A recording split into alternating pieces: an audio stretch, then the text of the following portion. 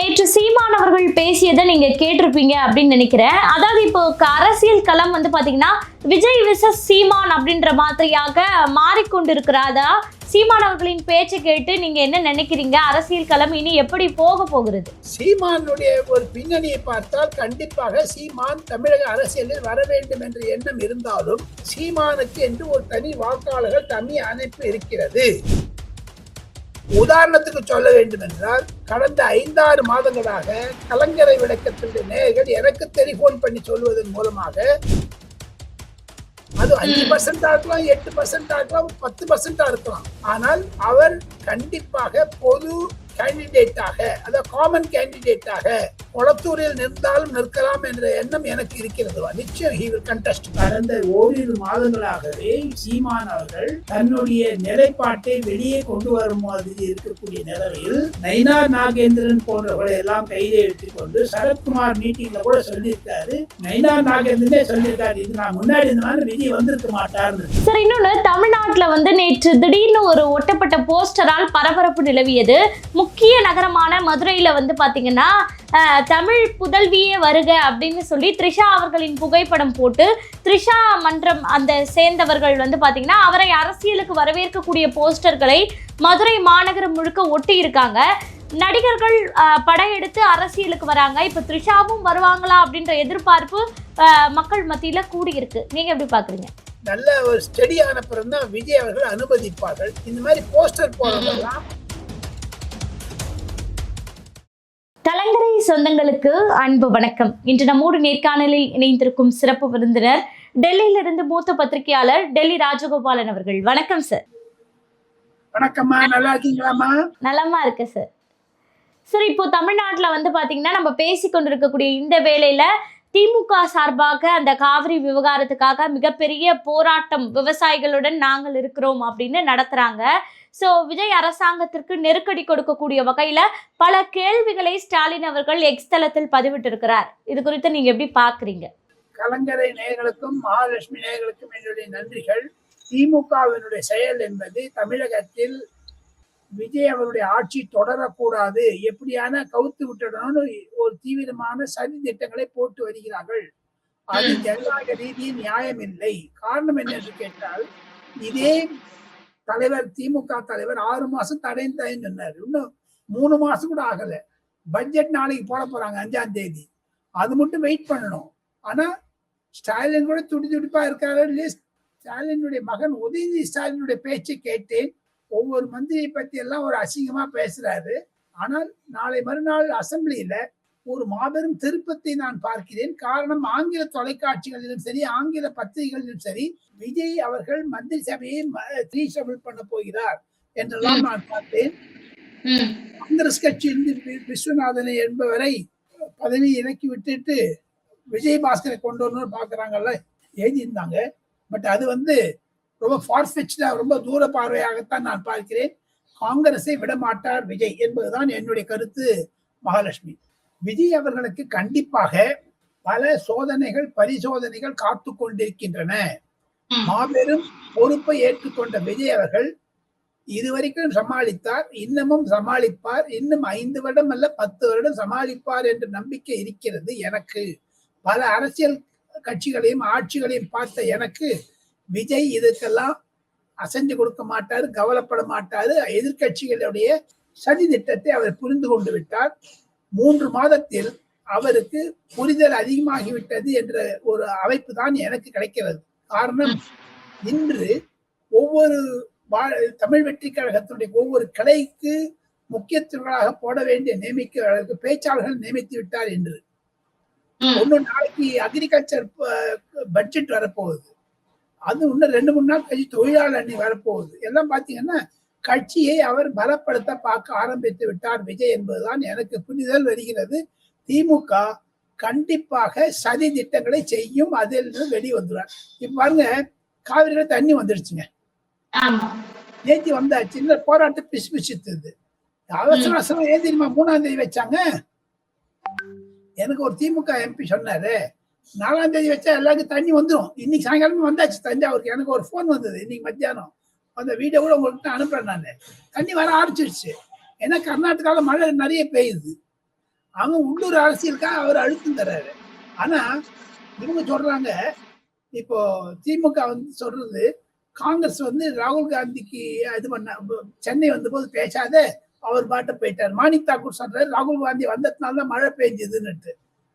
அவர் வராதிருந்தானே மழை வராது இருக்கிறது நல்லது. காரணம் என்னன்னு கேட்டால், திராவிட முன்னேற்ற கழகத்திற்கு எப்படி காங்கிரஸ் முதுகில் குத்தியதோ அதே மாதிரியான சூழ்நிலையை விஜய் தமிழ் வெற்றி கழகத்திற்கு காங்கிரஸ் ஒரு நாள் அல்ல ஒரு நாள் செய்யும் என்ற எச்சரிக்கையும் நான் விஜய் அவர்களுக்கு தர ஆசைப்படுகிறேன், மூத்த பத்திரிகையாளராக. சரி, இப்போ வந்து பாத்தீங்கன்னா நீங்க சொன்னது போல காங்கிரஸ் கட்சியில இருந்து ராகுல் காந்தி அவர்கள் வருகை தந்தும் விஜய் அவர்களை சந்திக்கல, இங்க காவிரி பிரச்சனை பெருசா போயிட்டு இருக்கு அப்படின்னும் போது நான் அவரிடம் பேசுறேன் அப்படின்ற வார்த்தையை கூட அவர் பதிவிடல. அப்ப வந்து விஜய் அரசாங்கத்துக்கு எதிராக தான் அவங்க தமிழ்நாட்டுல செயல்படுறாங்களா அப்படின்ற மாதிரி ஒரு கேள்வியும் இருக்கு. காங்கிரஸ் என்பது ஒரு துரோக செயலை செய்யக்கூடிய கட்சியாகத்தான் பலர் வட இந்தியாவில் பார்க்கிறார்கள். காரணம், சௌத்ரி சரண் சிங், இந்தர்குமார் குஜரால், தேவகவுடா மற்றும் விஸ்வநாத் பிரதாப் சிங் போன்ற முதல் பிரதமர் அமைச்சர்களுக்கெல்லாம் கடைசியில் வித்ட்ரா பண்ணிட்டாங்க சப்போர்ட்டை தடால்னு.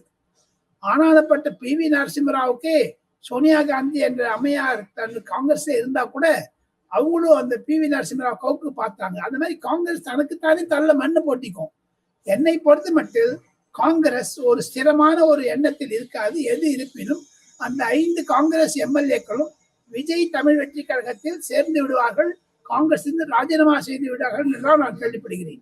கண்டிப்பா சார். இப்ப இன்னொன்னு பாத்தீங்கன்னா, இப்போ இந்த காவிரி விவகாரத்துல விஜய் வந்து மௌனமாக இருப்பதற்கான காரணம் என்ன? அனைத்து கட்சி கூட்டுவதற்கு விஜய் பயப்படுகிறார் என்ற ஒரு குற்றச்சாட்டை ஸ்டாலின் அவர்கள் வைக்கிறார். CTR நிர்மல்குமார் சொல்றாரு, ஒற்றுமை இல்ல இங்க தமிழ்நாட்டுல இருக்கக்கூடிய கட்சிகள்ல, கர்நாடகாவில் இருப்பது போல இங்க ஒற்றுமை இல்லை அப்படின்றத பதிவு பண்றாரு. நீங்க எப்படி பாக்குறீங்க? விஜய் பயப்படுறாரா இல்ல ஒற்றுமை இல்லையா? விஜய் ஒன்னும் பயப்படுற மாதிரி எனக்கு கண்ணுல தெரியலம்மா. விஜய் ஒன்னும் பயப்படுற மாதிரி தெரியல, பயப்படவும் மாட்டான்னு என்னுடைய கருத்து. ஏன்னு கேட்டீங்கன்னா, ஒரே ஒரு விஷயத்த நான் சொல்றேன், விஜய் அவர்களுக்கு புரிதல் என்பது நன்றாக புரிய ஆரம்பித்து விட்டது காவிரி பிரச்சனை பற்றி. அதுல காங்கிரசுடன் உறவு இருப்பதனால் நாம் மெல்ல மெல்ல போக வேண்டும். டைட் ரூட் வாக்கு, நல்ல கயிறு மேல நடந்து போறதுனால ஒரு பேலன்ஸோட போகணும். அவர் 2 கம்பு வச்சு நடக்கிறாரு அப்படி மெதுவா. அதுல இந்த பக்கம் போக முடியாது, அந்த பக்கம் பேலன்ஸ் பண்ணிக்கிறாரு. அடுத்த வருஷம் ஒரு கண்ணை காமிப்பாரு பாருங்க, இந்த வருஷம் குறிப்பாரு. இன்னொன்னு மகாலட்சுமி, ஒரே ஒரு முக்கியமான விஷயம் என்னன்னு கேட்டீங்கன்னா, கரங்கரை நேயர்களுக்கு நாளைக்கு பட்ஜெட் வரப்போகுதுமா, அது மேல முக்கியத்துவம் கொடுக்கணும்மா. ஒரு பட்ஜெட் என்பது ஒரு பெரிய மாபெரும் தலைவலிச்சக்கூடிய. எங்கிட்ட மேடம் நிர்மலா சீதாராமன் எவ்வளவோ சொல்லியிருக்காங்களே, ஒரு தடவை ஐயா அருண் ஜேட்லி எவ்வளவு சொல்லியிருக்காரு, நான் பல நிதி அமைச்சர்களை பார்த்திருக்கிறேன், ப. சிதம்பரம் சொல்லியிருக்காரு. ஆக மொத்தம் அனைத்து கருத்துக்களையும் எடுத்துக்கொண்டு அதுல பிஸியா இருக்காரு. இன்னும் நம்ம சொன்ன இன்னும் ஒரு 1/2 மணி நேரத்தை செயின் கோப்பனை இன்ஸ்பெக்ட் பண்றதுக்கு போயிட்டு இருக்காரு சீஃப் மினிஸ்டர். ஒவ்வொரு வளர்ச்சி திட்டத்தையே பார்த்துட்டு இருக்காரு. திமுக அவரை இழுக்கணும்னு பாக்குறாங்க, நடக்கலையே. பொதுமக்கள் ஆர்வம் இன்னும் விஜய் பக்கம் தான் இருக்கிறது என்பதை நான் ஊர்ஜிதப்படுத்த முடியும். சரி, இன்னொன்னு பாத்தீங்கன்னா, இப்போ திமுகவின் முக்கிய அமைச்சர்கள் எல்லாமே இந்த ரைடு, இந்த கைது, இந்த மாதிரியான ஒரு விஷயங்களை நோக்கி நகர்த்தினாங்க டிவிக்கு அரசாங்கம். இப்போ செந்தில் பாலாஜி நேற்று வந்து பிரஸ் மீட் கொடுத்தாரு, எல்லா வழக்கையும் நான் எதிர்கொள்ள தயாராக இருக்கிறேன் அப்படின்னு சொல்லிட்டு. இன்னைக்கு மீண்டும் மின்சாரத்துறையில வந்து பணம் பெற்று பதவி கொடுத்ததுக்காக அந்த வழக்குல ஒரு 2 கைது செஞ்சிருக்காங்க. மீண்டும் செந்தில் பாலாஜிக்கு வேறொரு வழியில கைது நடவடிக்கை மேற்கொள்ளப்படுதா தாவேக அரசாங்கத்தின் மூலம்? ஏதாவது ஒரு விஷயம் 5 கேஸ்ல ஏதாவது ஒரு கேஸ்ல மாட்டிப்பாரு. எவ்வளவு நாளைக்கு நீதிமன்றம் உதவி செய்யும்? ஒரு நாள்ல ஒரு நாள் நீதிமன்றத்துக்கும், ஏன்னா இதே நீதிமன்றம் தான் செந்தில் பாலாஜியை அமைச்சரவையிலிருந்து எடுங்கள் என்று ஸ்டாலினுக்கு உத்தரவிட்டார்கள், தங்களுக்கு நினைவிருக்கும். ஆக மொத்தம் செந்தில் பாலாஜி தப்பிக்க முடியும், தப்பிப்பார் சட்டத்தினுடைய ரீதியாக.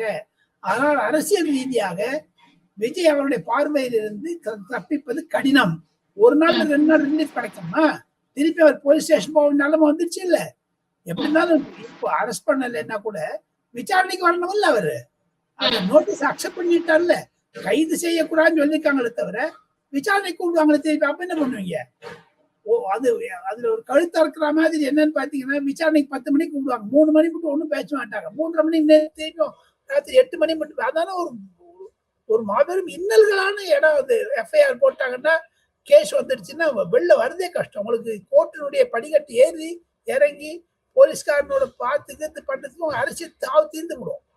அதனால செந்தில் பாலாஜி என்னதான் முறைத்து கொண்டு சீஃப் மினிஸ்டருக்கு எதிர்க்க பதில் சொன்னாலும் நாளை காலை 5ஆம் தேதி காலை பட்ஜெட் கூட்டத்தொடருக்கு முன்னதாக கண்டிப்பாக நேருக்கு நேர் பார்க்க வேண்டிய சூழ்நிலை வரும். அதை தடுப்பதற்காகத்தான் அவரும் செய்கிறார், அரசாங்கம் செய்கிறது.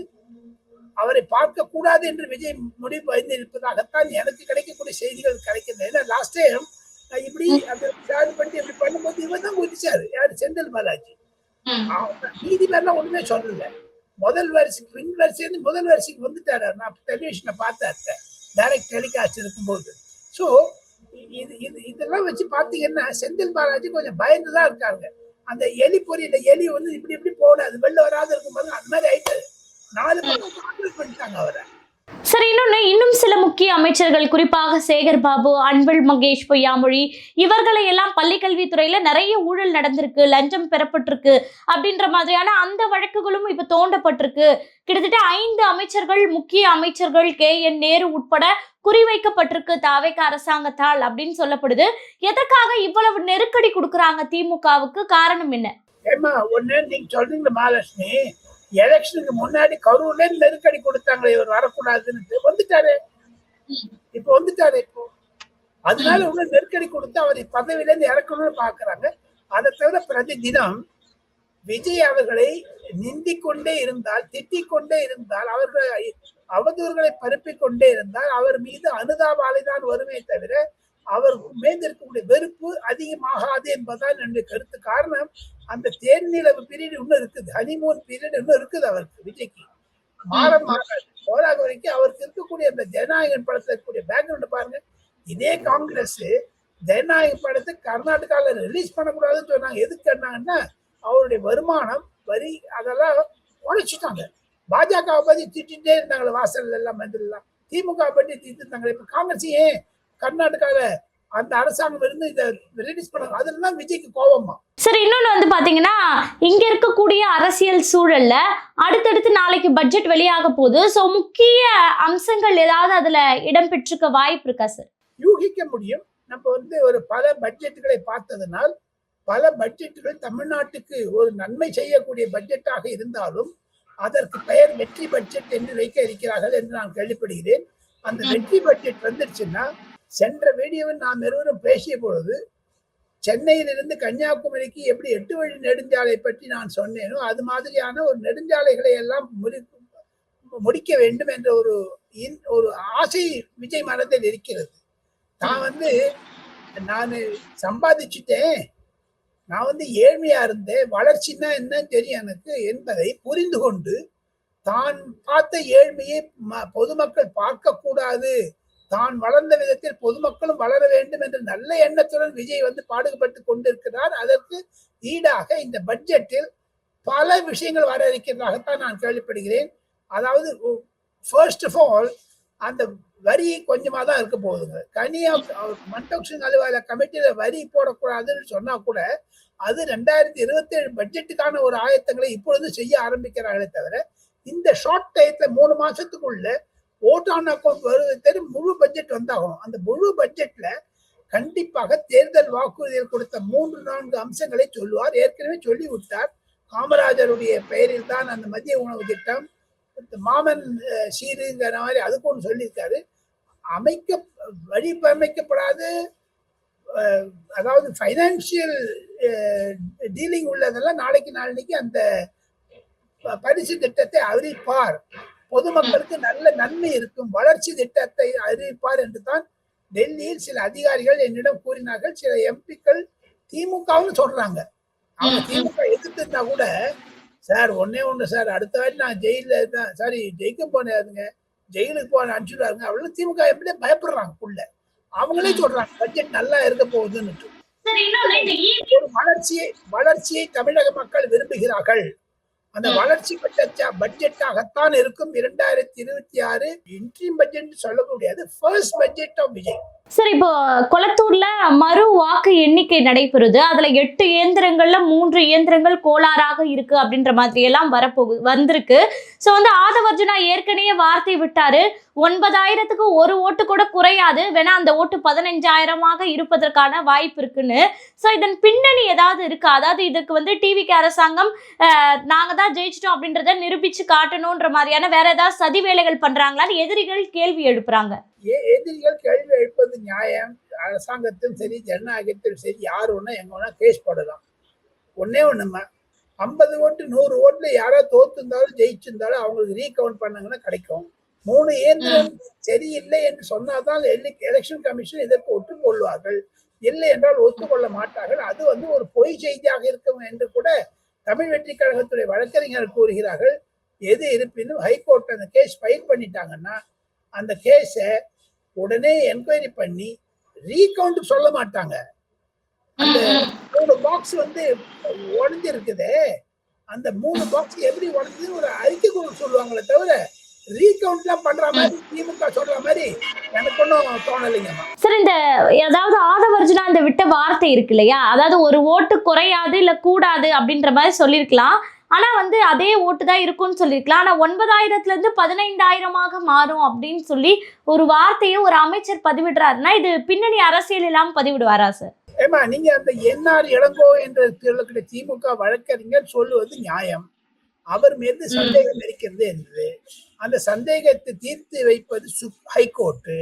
ஹைகோர்ட்டுக்கு ஆதரவாக பேச வேண்டும் என்றால் அர்ஜுன் ஆதவா சொல்லுவது சரி. இல்லைன்னா கேஸ் டெவலப் ஆகாதே மகாலட்சுமி. இவர் வந்து ஒரு சொல்லுவாரு, 15,000 ஓட்டு நாங்க ஜெயிச்சிருக்கணும், மீதி இந்த 6,000 ஓட்டு திமுக எங்களை கெடுத்தது, எங்களுக்கு ஓட்டு இன்னும் கூட வரும்னு சொல்ற மாதிரி ஒரு கான்பிடன்ஸை கொடுக்குறாரு. ஆனா அதே சமயத்துல கோர்ட் வந்து ரீகவுண்ட் கொடுக்காதுன்னு என்னுடைய மனசுல இருக்குதுங்கம்மா. ஏன்னா 3 பாக்ஸ் மடிஞ்சிச்சுன்னா அது மேல என்கொயரி போடுவாங்க தவிர அதெல்லாம் உங்களுக்கு இன்னும் லிஸ்ட் கையில இருக்குது. அந்த சிவி எப்படி வெளில வந்ததெல்லாம் ரெக்கார்டு எல்லாமே எலக்ட்ரானிக் ட்ரேஸ் இருக்குது. நீங்க வந்து ஒத்துரு ஏமாத்த முடியாது. சிசிடிவி கேமரா வந்து அழிக்காதுன்னு சொல்லியிருக்காங்க. எப்பவுமே 6 months வச்சுப்பாங்க அதெல்லாம். இப்ப கேஸ் போட்டதுனால அது மேல கொஞ்சம் ஜாகிரதையா இருக்கும். இன்னும் கேஸ் பதிவு செய்யலையே, சொல்லியிருக்கார தவிர இன்னும் பதிவு செய்யலையே. அதற்கு பதிலாகத்தான் ஆதவர்ஜுனா சொல்லியிருக்கிறார். ஆதவர்ஜுனா சொல்லுவது நியாயம். காரணம், வெற்றி பெற்றவன் தரப்பிலிருந்து அவர்களுடைய கட்சி ஊழியர்களுக்கும் கட்சி தலைவர்களுக்கும் ஒரு உற்சாகத்தை கொடுப்பதற்காக சொல்ல வேண்டித்தான் ஆக வேண்டும். அது நீ ஒருத்தர் எதிர்க்க இருக்க அப்படியே விட்டுட்டீங்கன்னா 2 கை சேர்ந்த கை தட்டுறது, இப்படி பண்ணா என்ன வருது? அதனால அவன் என்ஆர் இளங்கோ திமுக சொல்றதை எல்லாம் நாங்க நம்ப ஆரம்பிச்சிடுறாங்களே.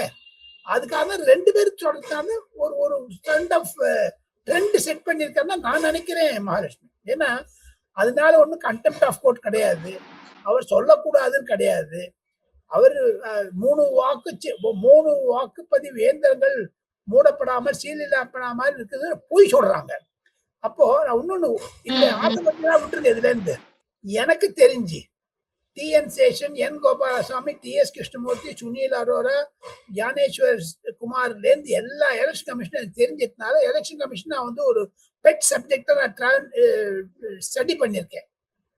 இப்போ ஒரு ஆக்ஷன் எடுக்க போறதுன்னா எல்லா கட்சி தலைவர்களும் எதுக்கு உட்காந்துருப்பாங்க? ரெப்ரசன்டேட்டிவ்ஸ்.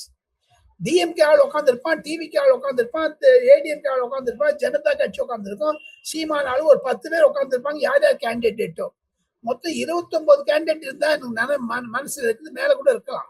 அந்த 29 கேண்டிடேட்டுக்கும் ரெப்ரசன்டேட்டிவ் எதுக்கு உட்காந்து அவன் எதுக்கு தான் இந்த சீல் வைக்கணும்னு சொல்லுவாங்க. பாருங்க, சீல் வைக்கிறேன் கட்டி செல்லாம் பண்ணுவாங்க. அதை வீடியோ எடுப்பாங்க. இவர் என்ஆர் இளங்கோ சொல்லுவதும் திமுக சொல்லுவதும் பொய் என்பதை அவர்கள் நிரூபித்து காண்பிப்பார்கள் தமிழ் வெற்றி கழகத்தில். ஏன்னா அந்த பர்டிகுலர் டைம் 3:45 இந்த மாதிரி சீல் பண்ணிருக்கோம் எழுதியிருக்கோம். அந்த வீடியோவில் பார்த்தீங்கன்னா நடந்துருக்கா மூடிக்குதான் எல்லாம் கண்டுபிடிச்சு விடலாம்.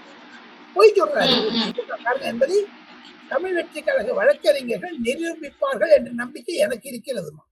இந்த கேஸ் தள்ளுபடி ஆனாலும் ஆகிவிடலாம். சார், இன்னொன்னு தமிழ்நாட்டுல வந்து நேற்று திடீர்னு ஒரு ஒட்டப்பட்ட போஸ்டரால் பரபரப்பு நிலவியது. முக்கிய நகரமான மதுரையில வந்து பாத்தீங்கன்னா, தமிழ் புதல்வியே வருக அப்படின்னு சொல்லி த்ரிஷா அவர்களின் புகைப்படம் போட்டு, த்ரிஷா மன்றம் அந்த சேர்ந்தவர்கள் வந்து பாத்தீங்கன்னா, அவரை அரசியலுக்கு வரவேற்கக்கூடிய போஸ்டர்களை மதுரை மாநகரம் முழுக்க ஒட்டி இருக்காங்க.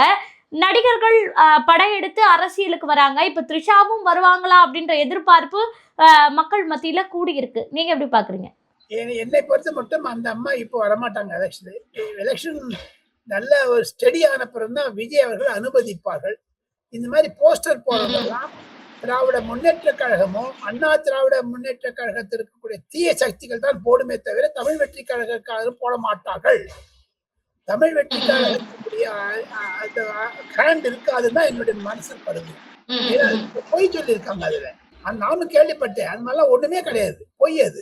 சார், நேற்று சீமான் அவர்கள் பேசியதை நீங்க கேட்டிருப்பீங்க அப்படின்னு நினைக்கிறேன். அதாவது இப்போ அரசியல் களம் வந்து பாத்தீங்கன்னா விஜய் விசஸ் சீமான் அப்படின்ற மாதிரியாக மாறிக்கொண்டிருக்கிறதா?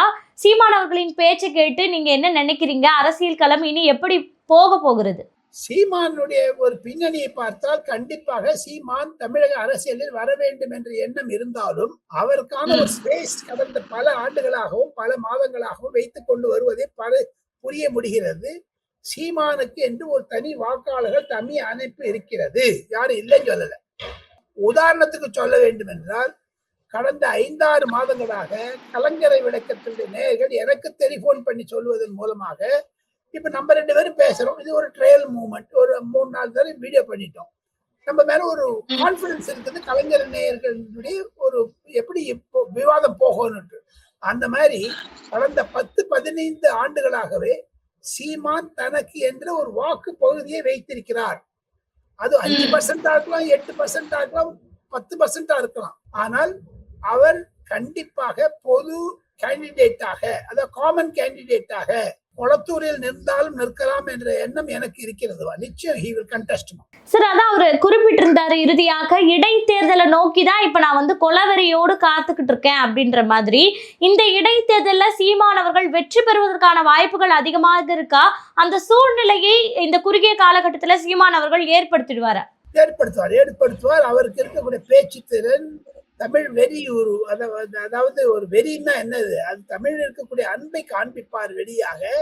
தவிர விஜய்க்கும் சீமானுக்கும் பல ஒற்றுமை வேற்றுமைகள் இருந்தாலும், எதிர் துருவத்தில் இருந்தாலும், அவர்களுடைய ஒரு பொது எண்ணம் நோக்கே மேற்குடி ஜாதியாக இருந்தாலும் சரி, பிராமணர்களாக இருந்தாலும் சரி, விஜய் பேசுவதும் சீமான் பேசுவதும் ஒன்றாகத்தான் நான் பார்க்கிறேன். டெல்லியில் இருந்து நான் தவறாக இருக்கலாம்.